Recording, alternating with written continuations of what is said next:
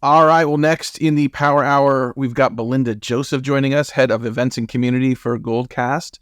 And we're going to talk about why hybrid events don't have to be scary. Belinda, thanks very much for joining us today.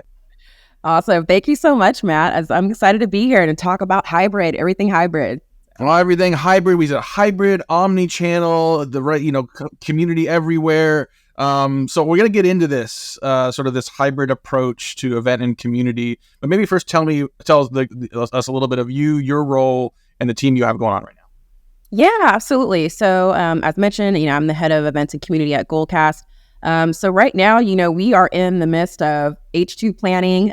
So we're getting ready to enter a really heavy event season. As a event platform company, that is our sole go-to-market strategy is events. So we are in the process of kind of revamping a couple of our event series. We're looking to introduce a new event series, so really excited about that. We got Dreamforce coming up and Inbound. So doing a lot of in-person events as well, some sponsorship opportunities. But we're really just trying to, make sure that the team's aligned with our product marketing and our product, kind of roadmap, and make sure that a lot of the events that we're going to be either hosting or sponsoring is very much aligned with some of our upcoming product releases. And so, I'm excited. We got some really great, fun, exciting stuff planned for the rest of the year. That's awesome. So we'll dig into a little bit of that in a minute. I think we hear a lot of people just saying the last few months, like events are back, right? Especially like in-person events. We're seeing examples of, attendance levels and engagement levels sort of at pre-pandemic levels. That said, we have learned over the last couple of years that we can create a great experience without leaving our homes. We can create a great experience that might be able to reach more people than we could have before, and create sort of these different levels of experiences. So I'm just curious, like, how do you think about now, middle of 2023, the event experience, and how do you think about in-person versus virtual or hybrid, and when to do what? Like, what's the thought process go into that?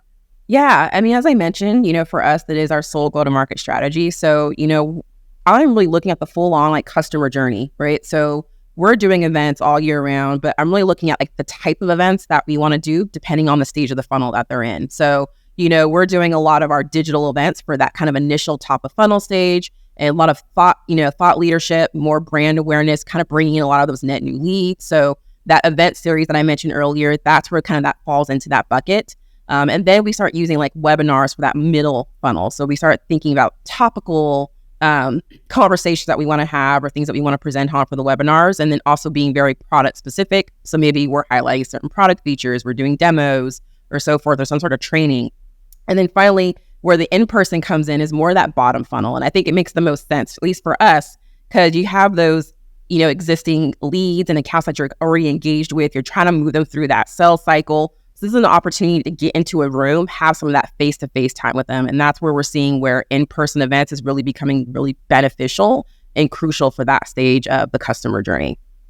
I love that framework of thinking about it in terms of the job to be done, right? And the role and objectives in those different areas. Maybe just kind of walk us through the process of sort of planning one of these, right? And I think we're at a place where, you've got a hybrid event, but the hybrid event is part of a campaign. It's a broader body of work going on. Like, where does that begin? What do the objectives and goal setting look like? What kind of strategic or goal alignment needs to happen across teams before you even start getting into tactics and everything else? Yeah, I mean, I think first things, that's important is really understanding first your audience and like your objectives as a whole. Like, what are you hoping to get out of this? Because I'm not going to sit here and say like, you should do hybrid for everything or you should do digital for everything. Like, you want to be very thoughtful about that. And does it make the most sense for your audience and for the objective that you're trying to achieve at that moment? And so where hybrid makes sense, I think it's great for when you're doing large scale events and you're trying to get in front of a really large global audience. And so as you're thinking through that, I think a couple of things you want to think about first before you start getting into all the planning and the tactical things are, again, what is the objective that I want to get out of this event? What is the experience going to look like between my virtual and in-person, right? And I think that's where a lot of people get hung up. It's like you're essentially putting on two events, right? Because you're having a virtual audience that you need to plan for versus your in-person audience that you need to plan for.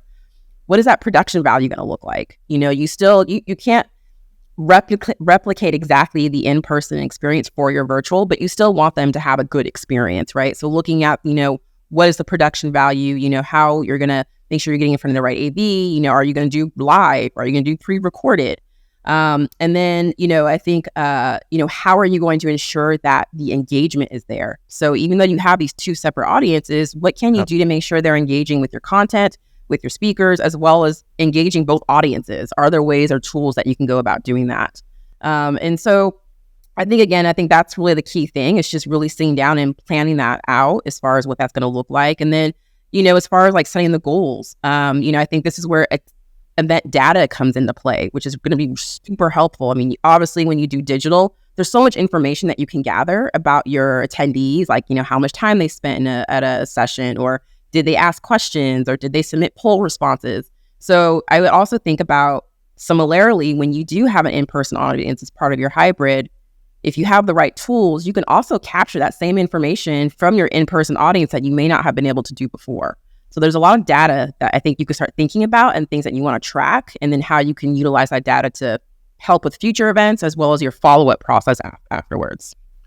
So Belinda, those are some really good best practices, but let's get into some dumpster fires as well. Okay. What are some of the, if we were to do a pre-post-mortem on an event that maybe like well-intentioned didn't go as way you want, what are some of the common pitfalls and challenges of doing an effective hybrid event? So what are some of the fire drills and sort of dumpster fires you want to help people avoid? Yeah, there's always tech, right? I mean, there's like tech issues, sure. Of course. I think that's a very common thing, and I think that's something you can expect. So I always think like make sure you have the right support people that are there to kind of help with any kind of those type of fire drills. So, there might be, audio issues, camera issues, internet connectivity issues, but then also, speakers maybe not showing up when they're supposed to, or not being in the place that they need to be. So those are things that you kind of need to think of through and kind of plan ahead and just being ready for that.